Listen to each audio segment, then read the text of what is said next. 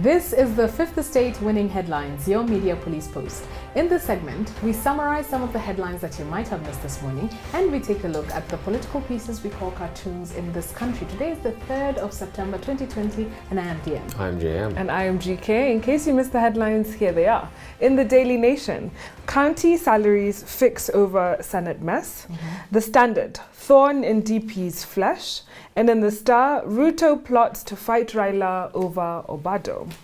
Can we begin with the thorn in DP's flesh? Yes. So the tormentor in chief, apparently, according to the Standard, the thorn in the DP's flesh is one MURATHE, vice chairman of the party. And he, on Tuesday night, had an interview with one of the TV stations in which he reported that the deputy president has failed the interview for the position of president.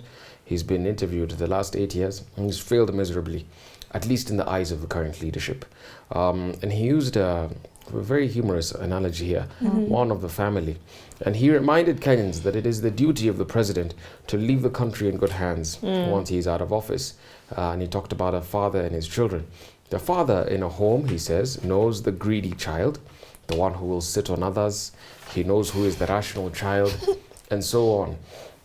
Telling us that the DP is not the right child to hand over the presidency to once the president vacates office. I thought in this analogy, the DP was the mother, not the child, the wife. Imagine he has been demoted to the child. He's been devoted to a child, yes. It's interesting. In that interview, they also made calls for this transitional arrangement, this extension of some kind of time in 2022 as we hand over to this new generation of leaders. I don't know if I buy it. I also find it interesting that MURATHE sort of has been seen for a long time as this gatekeeper of the president. But I feel like of late he's creating his sort of own center of power. There's some things he's saying that seem a little bit reckless, that seem like they might not be in keeping with what the messaging is supposed to be. Yeah, something seems a little bit...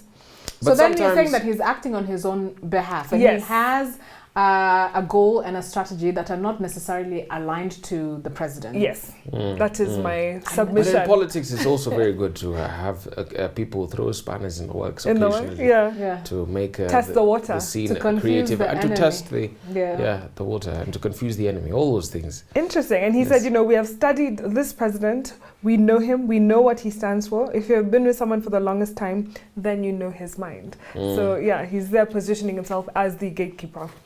Well, we have and mind reader. Well, we have a 3-part criteria that we will use to break down the headlines. We will ask ourselves, is it topical or speculative? Is it repetitive or groundbreaking? And is it thoughtful or just plain lazy? I quite like it. It's topical. It also is food for thought because we're wondering who the thorn is. Who is this giving DP such a hard time? So let's park that for now. Let's move to the Star. Yeah, and in the Star, RUTO is plotting to fight Raila over Obado. As we know, we've spoken about it. We spoke about it yesterday, actually. The Migori governor Okoth Obado is, ODM is planning to impeach him over his recent corruption charges or allegations. He's in court over corruption, and then also he has an ongoing murder case.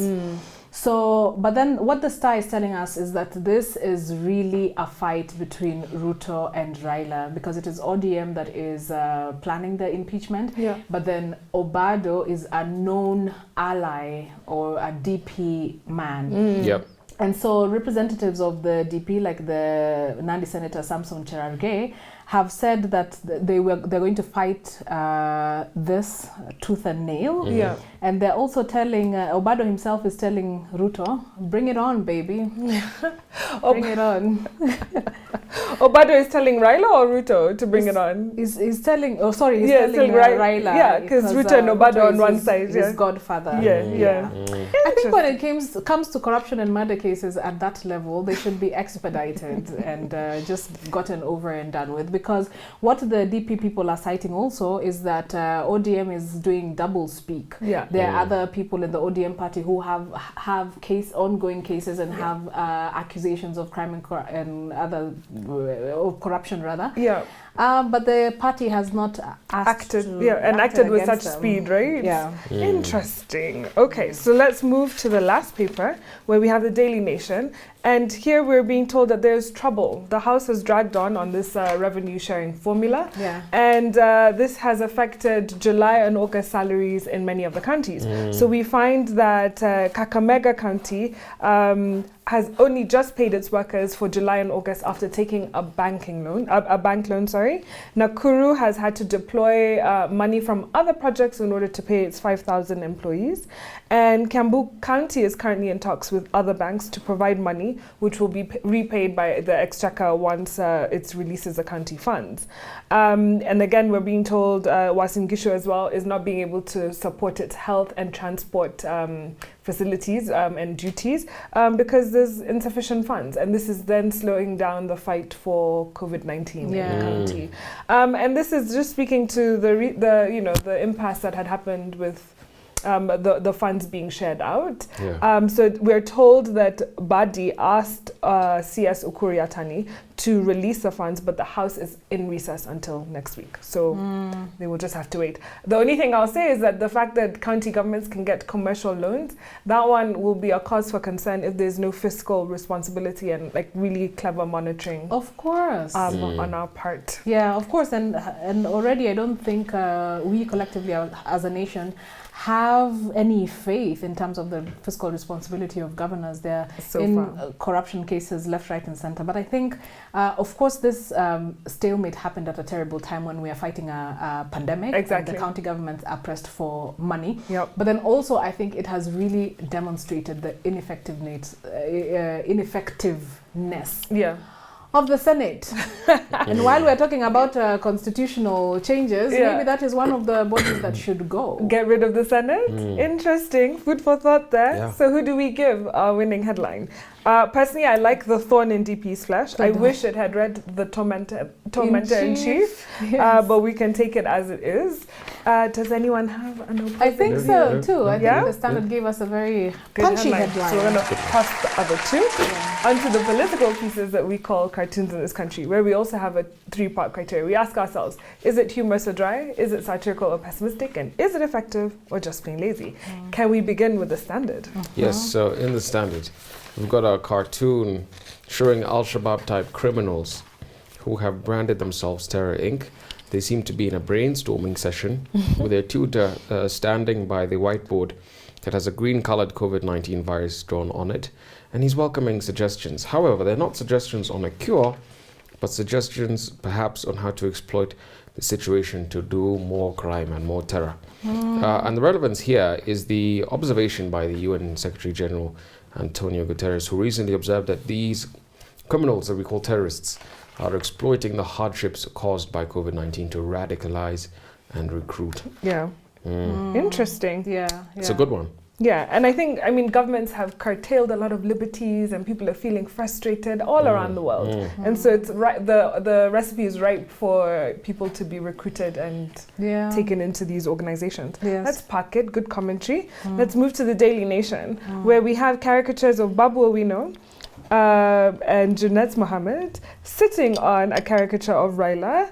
And Raila seems to be giving away a large caricature of Obado in an ODM nappy, a big stinky nappy.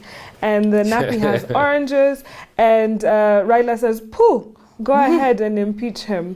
But you can see the other guys on his lap also are sort of dirty. There's like flies around them. They're also not as clean. Interesting. I guess he's done with Obado. He's done with Obado, and I think this guy is giving Ndula. He's giving the same commentary that we were giving earlier on, or that the nation, was saying that there are other ODM naughty boys, and they are not getting the. It was the Star. That was giving that commentary. So Diaper is full of a lot of poop. And he got to go. And the Star is on this the same vein. There's a big orange written ODM, and there's 3 men standing beside it, Raila, Junet Mohammed, and John Buddy.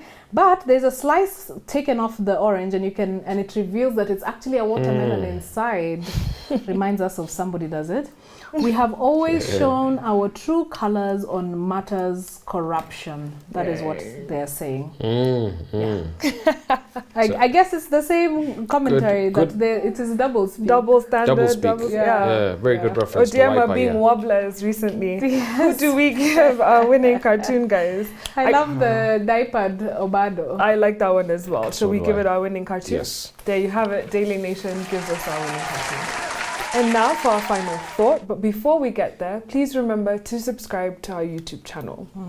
So this week we've been looking at sayings and cliches, things that we say all the time and perhaps do not know what they mean. But we've also been grounding those sayings to the books that we are discussing. On Monday, we were talking about robbing Peter to pay Paul. On Tuesday, diamonds are forever. On Wednesday, that was yesterday, all roads lead to Rome. And today, the saying is, to thine own self be true. And the book that we are reading against that is Why Leaders Lie, The Truth About Lying in International Politics by John J. Mearsheimer. So one of the premises of this book is that leaders lie to foreign audiences as well as their own people because they think that it is good for country. He also makes some other assertions that I think contradict prevalent thinking. Two of them are, democratic leaders are more likely to lie than autocratic or dictatorial leaders. Interesting. And he gives the example of something that happened at the same time. Bush was lying to his people, the American people, that Saddam Hussein has weapons of mass destruction. Yet Saddam, the autocratic one, was telling the truth to his people and to the country about him not having weapons of mass destruction. Then the second one is that it's difficult for leaders to lie to other countries. It's more difficult for them to lie to other countries, and it's easier for them to lie to their own people. And the reason it gives is that leaders and their people have more trust than countries with each other. In fact, he says countries as a starting point do not trust each other. And he says that for lies to be effective, there must be trust. So there are those contradictory thoughts. So he also tells us the kind of lies that leaders tell. There's 7 of them, to be precise. Interstate lies, fearmongering, nationalistic myth-making, liberal lies, social imperialism, strategic cover-ups, and ignoble cover-ups. So I'll only mention 2 or discuss 2, national myth-making and liberal ideas. So for national myth-making, this is when leaders tell lies about their country's past. And the purpose is to create a power or a powerful sense of group identity amongst the broader population. And one of the motives of this, of course, is for people to have such a grand sense of their own country that they'll be willing or motivated to pick up arms and protect it if they're called to do so. The second one, and more interesting I find, is liberal lies. And these lies are designed to cover up the behavior of states that usually have very well developed liberal norms, or they subscribe to widely accepted codified international laws. So for instance, if a country that is very democratic, very liberal, acts very brutally against another country, then they have to explain to their people why, and to the world, why they're acting in contradiction to what they hold as their own high values. That's right. So when this happens, leaders will invent a story. They'll invent a story to tell their people or to the world to disguise their liberal actions, and they will do this using idealistic rhetoric. Let me pick up on fear-mongering as one of the lies. And so the author tells us fear-mongering occurs when a state's leaders see a threat emerging, but think that they cannot make the public see the wolf at the door without resorting to a deception campaign. And a good example of a successful deception campaign was that of George Bush's administration in the aftermath of 9/11, as you mentioned, DM. So President Bush and his principal advisors, for one reason or another, were very determined to get rid of Saddam Hussein.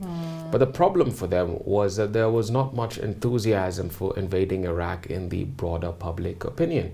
Even the American military, the intelligence community, the State Department, and the US Congress, they were not very keen for war. So to overcome that reluctance, the Bush administration engaged in a deception campaign to inflate the threat posed by Saddam. And according to the author, there were 4 key lies. So number 1, Secretary of Defense Donald Rumsfeld said on the 27th of September 2002 that he had bulletproof evidence that Saddam was closely allied with Osama bin Laden. In fact, he had no such evidence, and he admitted that on the 4th of October 2004, just 2 years later, when he told the Council on Foreign Relations, "To my knowledge, I have not seen any strong, hard evidence that links the two." Wow. Number 2, the architects of the war, they often claimed that the United States knew with absolute certainty that Iraq had weapons of mass destruction capabilities and the weapons themselves. Well, in fact, that was not true. The UN weapons inspectors were unable to find any evidence of WMDs between November 2002 and March 2003, despite having the freedom to look anywhere they wanted inside Iraq.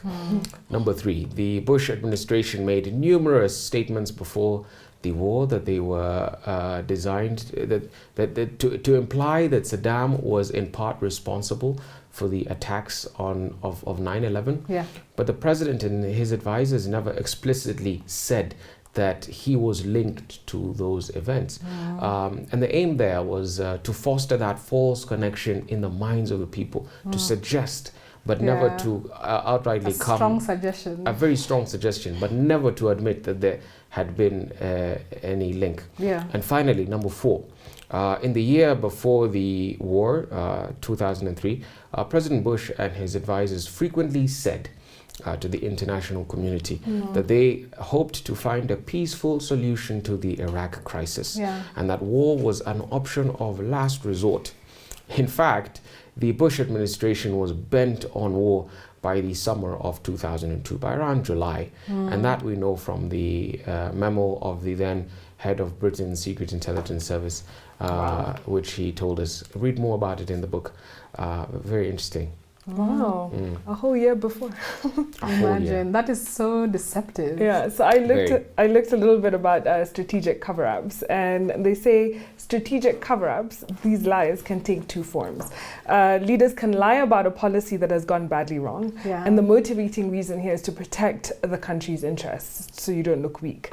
The leaders can lie to hide a controversial but smart strategy because they fear it will meet serious public resistance and not be adopted. And so the aim in that instance is to not conceal, is to conceal from the body politic something that might be good for them, but they just don't know it's good for them at that moment. And so to implement that position without that strong opposition. So basically they're saying we're doing strategic cover-ups for the good of country. That's why it's done. So I'll give one example of leaders that have engaged in strategic cover-ups. Operation Shoshana. So, and this is one that failed. It was a strategic cover-up that failed. In October 14, 1953, a commando force headed by Major Ariel Sharon went into the West Bank village of Kibya and murdered 69 Palestinians, 2/3 of whom were women and children. The attack was in retaliation of one Israeli woman that was killed and her 2 children. So 3 lives for 69. And the orders from the Israel Central Command stipulated that the objective was this: attacking the village of Kibya, temporarily occupying it, and maximal killing in order to chase the inhabitants of the village from their houses. And when this happened, there was a huge outcry from the international community, from the Jewish living everywhere else apart from Israel, when it became known that it was the Israeli commandos that had done this. Now, this caused problems for the Israeli government on the home front, who were fully aware of the trouble that this was going to cause and the damage that was being done to Israeli international sort of reputation. And so they tried to rescue the situation by lying. So David Ben-Gurion goes on air with a fictitious account of what had happened that day. He says, The government of Israel rejects with all vigor the absurd and fantastic allegation that 600 men of the Israeli Defense Force took part in the action. We have carried out a searching investigation, and it is clear beyond doubt that not a single army unit was absent from its base on the night of the attack in Kibya. Can you imagine? They're saying nobody left the barracks. And so this lying did not work, because on November 24th, about a month later, the UN Security Council passes the most a resolution sort of expressing the strongest censure against this attack that Israel had taken. And so that was a strategic cover-up that failed. Now, one that did succeed, I'll be quick, is the JFK handling of the Cuban Missile Crisis. So there's the Soviets on one side, and you have the Americans on one side. And the Americans are saying that the Soviets must remove their missiles from Cuba. But in a secret negotiation between Khrushchev and Kennedy, Kennedy tells Khrushchev, listen, for you to remove your missiles from Cuba, I will remove my missiles from Turkey, but you can't tell anyone. That is the condition. And with this noble lie from his public, from JFK not telling the Americans what the actual deal was, he saved these two superpowers from going into some kind of nuclear war. And so there you find a situation where a strategic cover-up works to the benefit of the country, because had all those interests been out in the forefront, JFK would have had to say, I have to look strong to the Americans, so I will go to war. And Khrushchev would have said to the Soviets, I have to look strong to my people, and so I would go to war, right? So in a way, it ended up working.